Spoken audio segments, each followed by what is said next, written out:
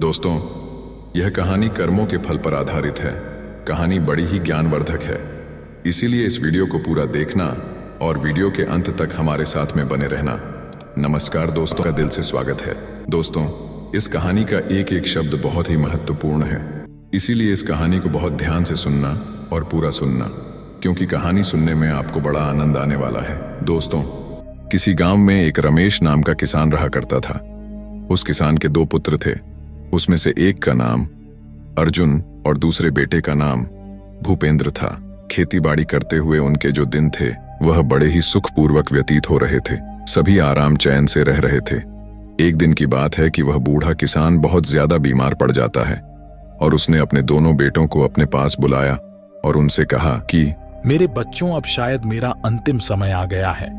मैं चाहता हूं कि मेरे मरने के बाद तुम दोनों भाई आपस में बड़ी ही सहमति के साथ मिलजुल करके रहा करो और सुख शांति के साथ अपनी जिंदगी को गुजारो। मैंने बुरे वक्त के लिए कुछ असफियां इकट्ठा की थी, जिन्हें मैंने घर के पीछे में जो बरगद का पेड़ है उसी के नीचे जमीन में दबा रखा है। अब वह तुम्हारे काम आएंगे। लेकिन मेरे बच्चों, तुम मुझसे यह वादा करो कि तुम दोनों आवश्यकता पड़ने पर ही उसे बाहर निकालोगे। वह दोनों कहने लगे कि हम वादा करते हैं पिताजी, जैसा आप कहेंगे हम बिल्कुल वैसा करेंगे। धीरे धीरे समय व्यतीत होता गया। थोड़े समय के बाद ही उस बूढ़े किसान ने अपने प्राणों को त्याग दिया। छोटे भाई को अपने पिता के जाने का बहुत दुख हुआ। दोनों भाई ने उसके पिता का अंतिम संस्कार कर दिया गया, लेकिन बड़े भाई भूपेंद्र को अपने पिताजी के मरने का जरा भी दुख नहीं था। उसकी आंखों के सामने तो सिर्फ असफियां ही घूम रही थी। उस रात को भूपेंद्र को नींद नहीं आ रही थी। वह बार बार करवट बदल रहा था। आधी रात के बाद सुबह होने से पहले ही वह उठ करके बैठ गया। विचार करने लगा अपने मन में और सोचने लगा कि अर्जुन के उठने से पहले मुझे अपना काम पूरा कर लेना चाहिए, वरना फिर कभी ऐसा मौका दोबारा नहीं मिलेगा। यही सोच करके उसने जमीन खोदने का सामान उठाया और घर के पीछे उसी पेड़ के पास जाकर के पहुंच गए जहां पर उसके पिताजी ने सोने को जमीन में गाड़ रखा था। कुछ ही क्षणों में उसने जमीन को खोद करके वहां से असरफिया को बाहर निकाल लिया। असरफियों को देख करके वह बहुत खुश हुआ। कहने लगा, वाह, इतनी सारी असरफियां! अब लगता है मुझे जिंदगी में कभी भी मेहनत नहीं करनी पड़ेगी और ना ही किसी चीज की कमी रहेगी। उसने तुरंत ही वह असरफियां का घड़ा उठाया और दूसरे पेड़ के नीचे जाकर के जमीन के नीचे गाड़ दिया और फिर आराम से घर में पहुंच करके अपने उसी स्थान पर जाकर के दोबारा लेट गया। जब सुबह हुई तो छोटा भाई अर्जुन अपने बड़े भाई भूपेंद्र को जोर जोर से आवाज लगा करके उठा रहा था। कह रहा था, बड़े भैया, जल्दी उठो, गजब हो गया। हमारे घर के पीछे पेड़ के नीचे जमीन खुदी हुई पड़ी है। भैया, वहां से सारी असरफियां भी गायब हैं। मुझे लगता है कि कोई चोर हमारी सारी असरफियां की चोरी करके भाग गया है। भूपेंद्र कहने लगा कि अरे क्या बोल रहे हो भाई, चलो मैं देखता हूं। जब दोनों भाई उस जगह पर पहुंचे तो सच में ही वह जमीन खुदी हुई पड़ी थी। छोटे भाई अर्जुन ने कहा कि अब क्या करें भैया, मेरे विचार से हमें पहले राज दरबार में जाकर के सूचना देनी चाहिए। भूपेंद्र कहने लगा, ठहरो अर्जुन, कहीं जाने की कोई जरूरत नहीं है। अर्जुन कहने लगा, लेकिन क्यों भैया? भूपेंद्र ने कहा, मैं अच्छी तरह से जानता हूं कि चोर कौन है जिसने जमीन में दबी हुई असरफियों को बाहर निकाला है। अर्जुन चौंक गया और पूछने लगा कि भैया, क्या आप जानते हो कि वह कौन है? भूपेंद्र कहने लगा कि तुम जानना चाहते हो तो सुनो कि वह चोर कौन है। वह चोर तुम ही हो। यह सुनकर के अर्जुन कहने लगा, भैया, यह आप क्या कह रहे हो? नहीं भैया, मैं और चोरी नहीं, मैंने कोई चोरी नहीं की है। भूपेंद्र कहने लगा, फालतू बोलो मत, तुम्हारे और मेरे अलावा इन असरफियों के बारे में और कोई नहीं जानता था। यह बात साफ है कि तुम अकेले ही सारा धन हड़पना चाहते हो। अर्जुन ने यह सुनकर के कहा कि आप ऐसा मत कहो भैया, मैं सच कहता हूं कि मैंने कोई असरफ नहीं चुराई है, मैं कुछ नहीं जानता। भूपेंद्र कहने लगा कि तो तुम मुझे वह असरफियां लौटा दो, नहीं तो तुम इस घर का दरवाजे अपने लिए हमेशा हमेशा के लिए बंद समझो। अर्जुन उदास होकर के बोला, ठीक है भैया, यदि आपको मेरी बात पर विश्वास नहीं है तो मैं यह घर ही क्या इस गांव को छोड़ करके चला जाऊंगा। अर्जुन दुखी मन से तुरंत ही वहां से निकल पड़ा। वह चलते चलते सोचने लगा कि सच्चाई जाने बिना ही बड़े भैया ने मेरे साथ ऐसा सुलूक क्यों किया। अब बदनाम होने से अच्छा है कि मैं यह गांव छोड़ करके ही चला जाऊं। जब घर पर बैठा भूपेंद्र बड़े आराम से यही विचार कर रहा था कि वाह, कितनी आसानी से यह कांटा अपने आप ही निकल गया। अब सारी अरसफियां सिर्फ मेरी है, मेरे अलावा और किसी को इसमें हिस्सा नहीं देना पड़ेगा। दूसरी तरफ वहां जो उसका छोटा भाई था, अर्जुन बड़े ही दुखी मन से वहां से चलता ही जा रहा था। शाम भी हो गई थी। चलते चलते उसके मन में कई तरह के विचार उत्पन्न हो रहे थे। उसके मन में एक विचार आया कि कहीं भैया ने सारा धन हड़पने के लिए ही कोई चाल तो नहीं चली है। वह अपने विचारों में खोया हुआ लगातार चलता ही जा रहा था कि तभी वह एक बड़ी सी चट्टान के ऊपर जाकर के बैठ गए। अब रात हो चुकी थी और चारों ओर घना अंधेरा छाया हुआ था। उलझन में पड़ा अर्जुन सारी बातें सोच ही रहा था कि तभी उसके कानों में कुछ आवाज आई, यह 4000 तुम्हारे और 4000 मेरे। वह सोचने लगा कि कैसी आवाज है। सच्चाई जानने के लिए अर्जुन नीचे की ओर झुका। उसने देखा कि 3 आदमी वहां पर थे जो बैठे हुए थे और वे तीनों आपस में किसी तरह के धन का बंटवारा कर रहे थे। अर्जुन को यह समझने में बिल्कुल भी देरी न लगी कि यह तीनों चोर और यह तीनों चोरी का माल आपस में बंटवारा कर रहे हैं। तभी अचानक से अर्जुन का पैर फिसल गया और वह उन चोरों के बीच में जाकर के धड़ाम से गिर पड़ा। अंधेरा होने के कारण चोरों को कुछ भी दिखाई नहीं दिया और वह डर के मारे भागने लगे और कहने लगे कि भागो भागो भाई, यहां से लगता है कि यह राजा का कोई गुप्तचर या फिर उनका कोई सिपाही है जो हम सभी लोगों को पीछा कर रहा था। भागो। चोर कहने लगा कि हाँ भाई, तुम ठीक कहते हो, चलो भागो यहां से। चोर अपना चोरी का माल जो भी चोरी करके लाए थे, डर के मारे वह सब छोड़ करके वहां से भाग गए। जब अर्जुन की नजर उस धन पर पड़ी तो वह मन ही मन बहुत प्रसन्न हुआ। लेकिन तभी उसके मन में एक दूसरा विचार आया कि असल में यह मुद्राएं चोरी की हैं, इन्हें साथ में ले जाना बिल्कुल ठीक नहीं होगा, इसलिए इनको यहीं पर गाड़ देता हूं और जरूरत पड़ने पर मैं इनको ले जाऊंगा। यही विचार करके अर्जुन ने वह सारी मुद्राएं एक पेड़ के नीचे गाड़ दी और रात भर वहीं पर रहा। सुबह अपने रास्ते पर चलने लगा। दोपहर होते होते वह एक घने जंगल से जा रहा था। तभी कुछ लुटेरों ने उसको घेर लिया और लुटेरों का सरदार उससे कहने लगा कि खबरदार, जो कुछ भी तुम्हारे पास है वह निकाल करके हमको दे दो, नहीं तो हम तुम्हें जान से मार देंगे। अर्जुन लुटेरों की बात को सुनकर के कहने लगा कि भाइयों, मैं तो खुद ही एक मुसीबत में हूं और मेरे पास धन भला कहां से आएगा।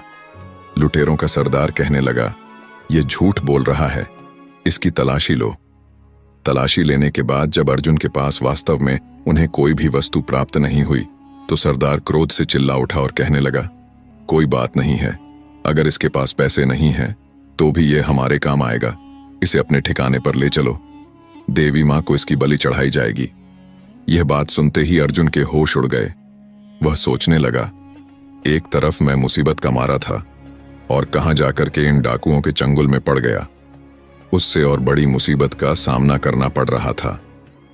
तभी कुछ डाकू ने अर्जुन के हाथ पर बांधे और अर्जुन को उठा करके अपने ठिकाने पर ले गए। परंतु उनके अड्डे तक पहुंचते पहुंचते अर्जुन को एक उपाय समझ आ गया। अड्डे पर पहुंचने के बाद उसने डाकुओं के सरदार से कहा, अगर तुम मुझे अपने दल में शामिल कर लेने का वादा करो तो मैं तुम्हें 8000 स्वर्ण मुद्राओं का पता बता सकता हूं।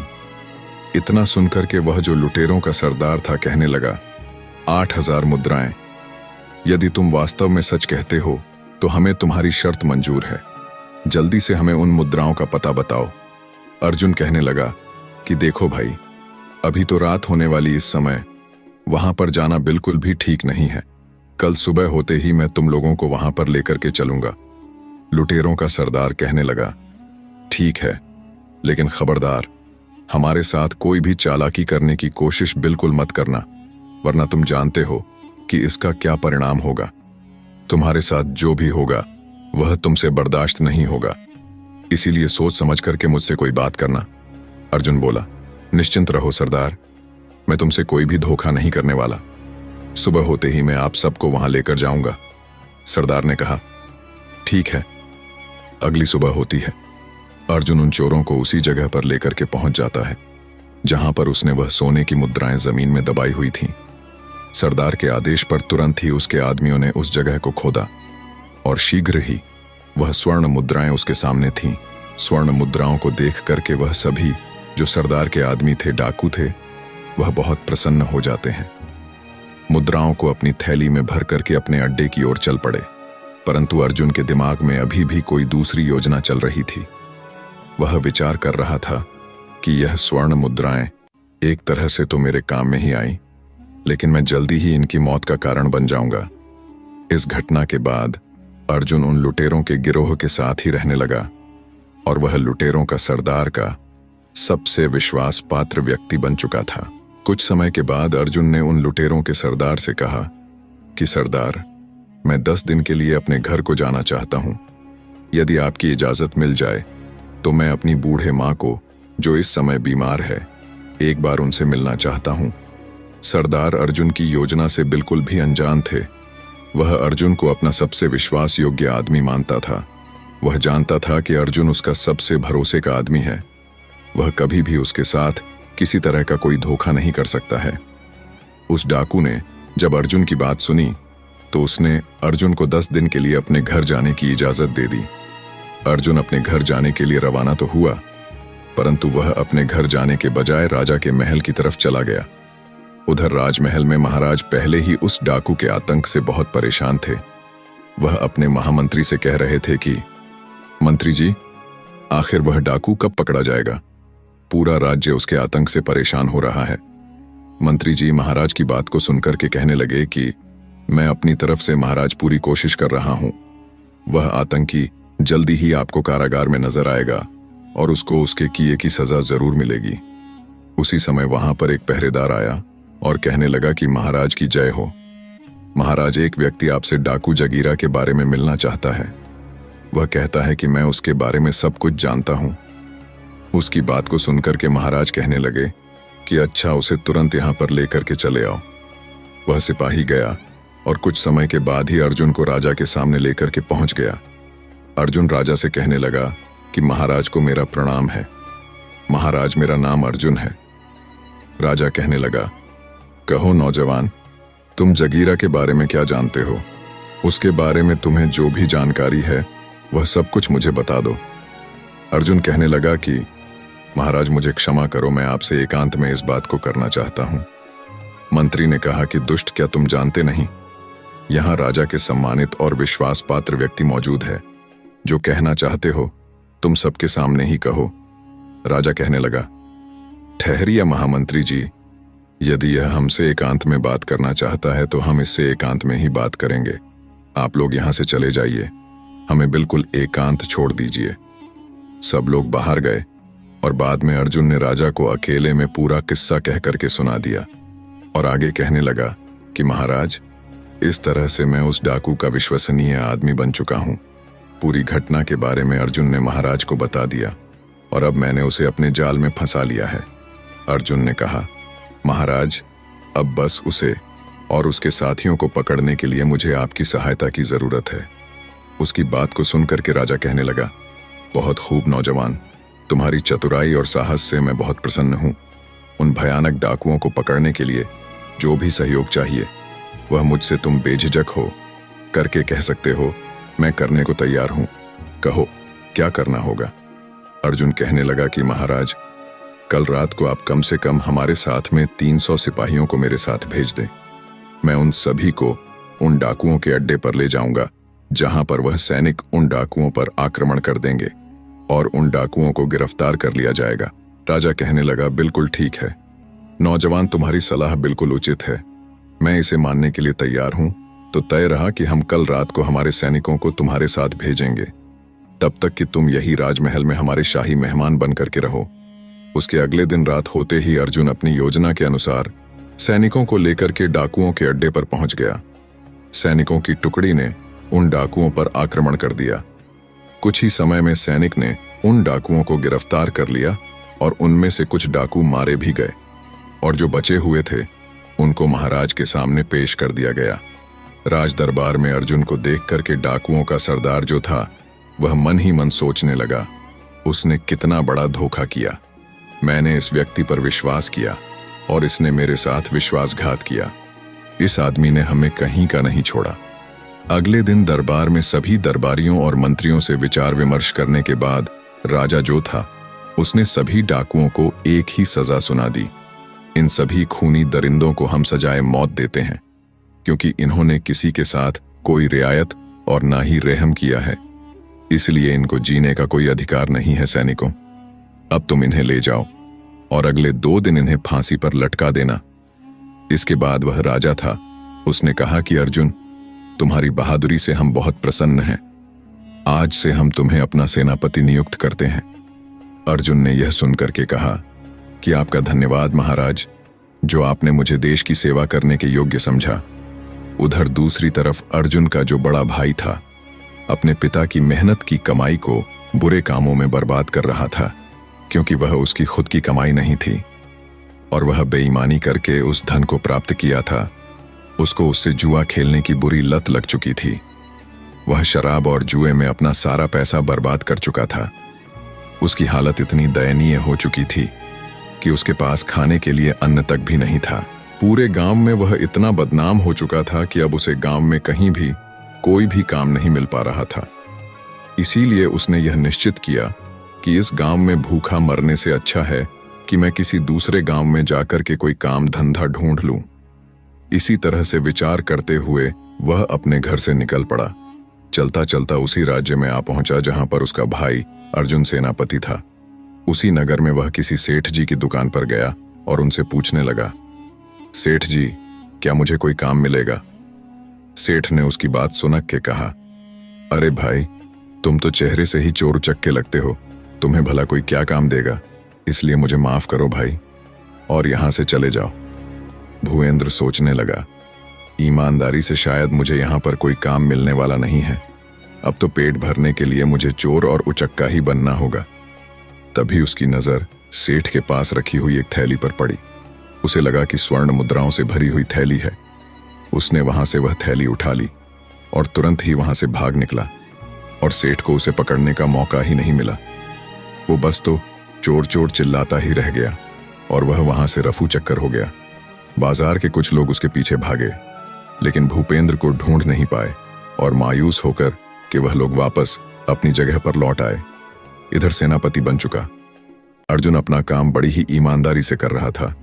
एक दिन की बात है, महाराज ने अर्जुन को बुलाया और कहा, अर्जुन, तुम एक बहुत ही बहादुर, बुद्धिमान और नेक आदमी हो। मैं चाहता हूं कि मेरी बेटी के साथ तुम विवाह कर लो। कहो, इस पर तुम क्या चाहते हो? यदि तुम्हारी इच्छा हो तो मैं चाहता हूं कि मैं अपनी बेटी का विवाह तुम्हारे साथ कर दूं। अर्जुन ने कहा कि महाराज, यदि आपकी यही इच्छा है तो मैं इनकार नहीं कर सकता। मुझे यह विवाह स्वीकार है। अर्जुन के इस फैसले से राजा बहुत खुश हुआ और कुछ ही दिनों में शुभ मुहूर्त को देख करके राजा की बेटी और अर्जुन का विवाह कर दिया गया। विवाह को अभी कुछ दिन ही व्यतीत हुए थे और महाराज ने अर्जुन को कहा कि बेटा अर्जुन, अब हम 70 साल के हो चुके हैं और इसलिए हम चाहते हैं कि अब राज्य की जो बागडोर है वह तुम संभाल लो। अर्जुन ने कहा, आपको जैसा उचित लगे महाराज। अगले ही दिन अर्जुन का राज्य तिलक कर दिया गया। महाराज तीर्थ यात्रा को निकल चुके थे। इस तरह से कुछ महीने व्यतीत होते हैं और उसके बाद जो सबसे बड़ी समस्या अर्जुन के सामने आई वह थी भूपेंद्र, जो चोर बन गया था, जो उसी का सगा भाई भूपेंद्र था और वह अब तक का नामी और खतरनाक चोर बन चुका था। सैनिकों ने काफी प्रयास किया लेकिन वह उसे पकड़ ना सके। चोर उसी जंगल में एक पुराने मंदिर में रहा करता था। एक रात वह बैठा सोच रहा था कि कोई ऐसी तरकीब लगाई जाए कि मुझे बार बार चोरी करने की जरूरत ना पड़े। एक बार में इतना माल उड़ा लिया जाए कि भविष्य में दोबारा चोरी नहीं करनी पड़े। अगर मैं एक बार राजा के खजाने पर हाथ साफ कर लूं तो मुझे दोबारा कभी भी भूख मरने की नौबत नहीं आएगी और ना ही कभी मुझे चोरी करने की कोई जरूरत पड़ेगी और फिर मैं किसी दूसरे देश में जाकर के अपनी आगे की जो जिंदगी है बड़े आराम से गुजार सकता हूं। अगली रात खजाने की चोरी करने के उद्देश्य से भूपेंद्र राजमहल में पीछे जा पहुंचा। हाथों में रस्सी लिए वह दीवार पर चढ़ने की सोच रहा था और दूसरी तरफ संयोग से उस चोर के बारे में विचार करते हुए सोच सोचकर कि राजा को नींद नहीं आ रही थी। उस समय राजा महल की छत पर घूम रहे थे। जैसे ही भूपेंद्र रस्सी के सहारे छत के ऊपर चढ़ा, वहां पर मौजूद राजा अर्जुन ने उसे देख लिया। राजा अर्जुन ने अपनी तलवार निकाली और साथ ही अपने सिपाहियों को आवाज लगाई, कुछ ही पल में राजा के जितने सिपाही थे वह सभी वहां पर जाकर के पहुंच गए। राजा ने सैनिकों से कहा कि सैनिकों गिरफ्तार कर लो इसे। भूपेंद्र ने वहां से भागने की पूरी कोशिश की, लेकिन किसी तरह से भागने में असफल रहा और सैनिकों ने उसे पकड़ लिया। अर्जुन उसे देख करके कहने लगा, तुम तो मेरे भाई भूपेंद्र हो, लेकिन एक नामी चोर। मैं यह सपने में भी नहीं सोच सकता था कि मेरा भाई इतना बड़ा चोर निकलेगा। उसने आदेश दिया, सैनिकों ले जाओ, इसे कारागार में डाल दो। सुबह ही हम दरबार में जब बैठेंगे तब इसकी सुनवाई करेंगे कि इसके साथ हमें क्या करना है। राजा की आज्ञा पाते ही सैनिकों ने भूपेंद्र को कारागार में डाल दिया गया। अब वह मन ही मन अपने की पर पश्चाताप कर रहा था, रो रहा था और सोच रहा था कि मेरे ही बुरे कर्मों का फल आज मुझे मिल रहा है। मेरी बुरी नीयत ने मुझे आज पतन की इतनी गहराई में ढकेल दिया है जहां से निकलना मुश्किल है। जबकि अर्जुन, जिसे मैंने बेईमान बना करके धक्के मार करके अपने घर से निकाला था, आज अपनी ईमानदारी और नेकी की वजह से वह इस राज्य का राजा बन गया है और मैंने उसके साथ बेईमानी की तो मेरी दुर्गति हो गई और मैं जिसके पास सब कुछ था, एक चोर बनकर के आज उसी के सामने उसी के बंदी गृह में पड़ा हूं। इधर अर्जुन को नींद नहीं आ रही थी। वह सोच रहा था कि कल का दिन मेरी जिंदगी का सबसे कठिन दिन होगा। मुझे एक बहुत ही भयानक अग्नि परीक्षा से गुजरना होगा। क्या इस परीक्षा में मैं कामयाब हो पाऊंगा? मुझे भी समझ में नहीं आ रहा है। काश महाराज ने मुझे राजपाट ना सौंपा होता तो कितना खुश होता। अपने भाई को अपने ही हाथों से मुझे सजा नहीं देनी पड़ती। अगले दिन दरबार में चोर भूपेंद्र को पेश किया जाता है। महाराज ने उससे कहा कि भूपेंद्र, तुम्हारे ऊपर लगाए गए चोरी के सारे इल्जाम प्रमाणित हो चुके हैं। क्या तुम्हें अपनी सफाई में कुछ कहना है? भूपेंद्र ने कहा कि बस इतना ही कहना चाहता हूं महाराज कि मुझ जैसे नीच और शैतान आदमी को आप इतनी कठोर से कठोर सजा दे कि भविष्य में चाह करके भी कोई चोरी ना कर सके और किसी के साथ कोई बेईमानी ना कर सके। अर्जुन ने कहा, ठीक है, हम तुम्हें ऐसी ही सजा देंगे। सैनिकों, ले जाओ इस चोर को और इसका एक हाथ और एक पैर काट दिया जाए और इसके बाद इसे देश की सीमा से बाहर निकाल दिया जाए। अर्जुन का यह इंसाफ देख करके उसकी प्रजा और उसके मंत्री सब उसकी जय जयकार करने लगे। राजा की आज्ञा का पालन किया गया और चोर भूपेंद्र का एक हाथ और एक पैर काट करके उसे राज्य की सीमा से बाहर निकाल दिया गया। जब वह देश छोड़ करके जा रहा था तो तभी उसके सामने राजा अर्जुन पहुंच गए। अर्जुन को देख करके भूपेंद्र बोला, महाराज, आप कैसे यहां पर आ गए? काश आपने मेरा एक हाथ और एक पैर काटने के बजाय मुझे मौत की सजा दे दी होती तो बड़ा अच्छा होता। यदि आप ऐसा करते तो आपने मुझे तड़प तड़प कर मरने के लिए छोड़ दिया। मैं इस दुनिया में क्या करूंगा? अर्जुन ने कहा, उस समय तो मैं एक राजा था, परंतु अब मैं आपके सामने राजा अर्जुन नहीं बल्कि आपका छोटा भाई अर्जुन खड़ा है। एक राजा होकर के मैंने एक चोर को सजा देकर के अपने राज धर्म का पालन किया था और अब एक भाई अपने भाई से अपने धर्म और कर्तव्य का पालन करने के लिए आया है। भूपेंद्र ने कहा, मैं कुछ समझा नहीं। अर्जुन कहने लगा, भैया, मैं जानता हूं कि एक हाथ और एक पैर काटने की वजह से आप कभी भी कोई काम अपने जीवन में नहीं कर पाएंगे और इसके लिए मैं आपको कुछ धन दे करके जाऊंगा। इस थैले में कुछ स्वर्ण मुद्राएं हैं, इन्हें आप ले लीजिए, जो कि मेरी मेहनत की कमाई हुई है। मुझे विश्वास है कि इस मेहनत के धन के साथ आप किसी दूसरे देश की सीमा में अपना जीवन बड़े ही आराम से व्यतीत कर सकते हैं। लेकिन भैया, आप इनकार मत करना, नहीं तो कभी भी मैं अपने आप को माफ नहीं कर पाऊंगा। इतना सुनक के भूपेंद्र कहने लगा कि तुम कितने महान हो अर्जुन। ईश्वर हमेशा तुम्हें इसी तरह से खुश रखे, प्रसन्न रखे। फिर दोनों आपस में गले मिलकर के एक दूसरे को बड़े भारी मन से विदाई करते हैं। बड़ा भाई छोटे भाई से कहने लगा, मेरी ईश्वर से यही प्रार्थना है कि मुझे हर जन्म में तुम्हारे जैसा ही भाई मिले। और दोनों भाई अपनी अपनी राह पर इस तरह से वापस चले गए और उसके बाद उस देश में भूपेंद्र को दोबारा किसी भी वन में नहीं देखा और राजा अर्जुन को अपनी प्रजा का पालन करते हुए सुखमय जीवन व्यतीत करने लगे। दोस्तों, यह कहानी आपको कैसी लगी है? आशा करता हूं कि यह कहानी आपको अच्छी लगी होगी। तो चलिए मिलते हैं ऐसी ही कोई नई कहानी में। तब तक के लिए अपना ख्याल रखें। धन्यवाद।